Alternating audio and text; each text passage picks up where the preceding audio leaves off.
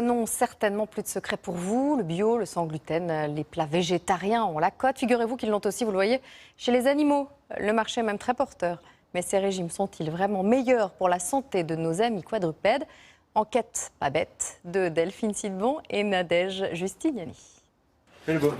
Voici Jean-Louis, un pincher âgé de 4 ans qui mange bio, comme son maître Jérémy.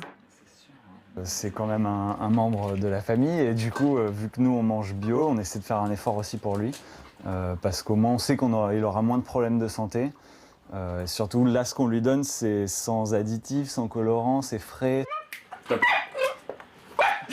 Comme Jérémy, de nombreux Français exigent la même qualité dans leur assiette que dans la gamelle de leur animal, quitte à y mettre le prix.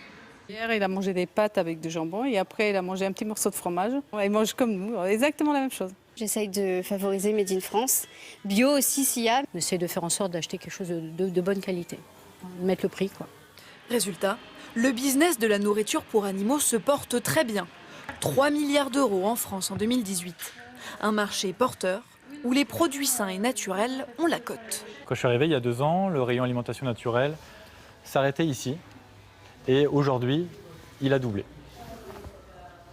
Les humains ont le sans gluten, les animaux le sans céréales.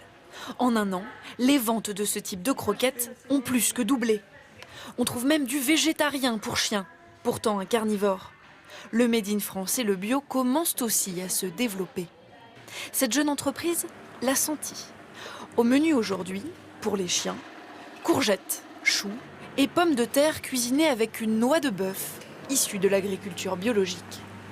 La ration finale peut être consommée par des humains, c'est juste que ce n'est pas forcément à notre goût puisque il n'y a pas d'additifs comme du sel, comme nous on l'utilise dans notre cuisine. Et vous en avez déjà mangé? Oui, quand on a fait les tests, j'en ai mangé pas mal. Selon la fondatrice, rien d'étonnant à nourrir les animaux avec de si bons produits. On est la génération croquette, mais si on se souvient bien, nos grands-parents donnaient déjà de la vraie viande, des vrais légumes à nos animaux. Cette pâtée de luxe, bio, sans gluten et made in France a un coût.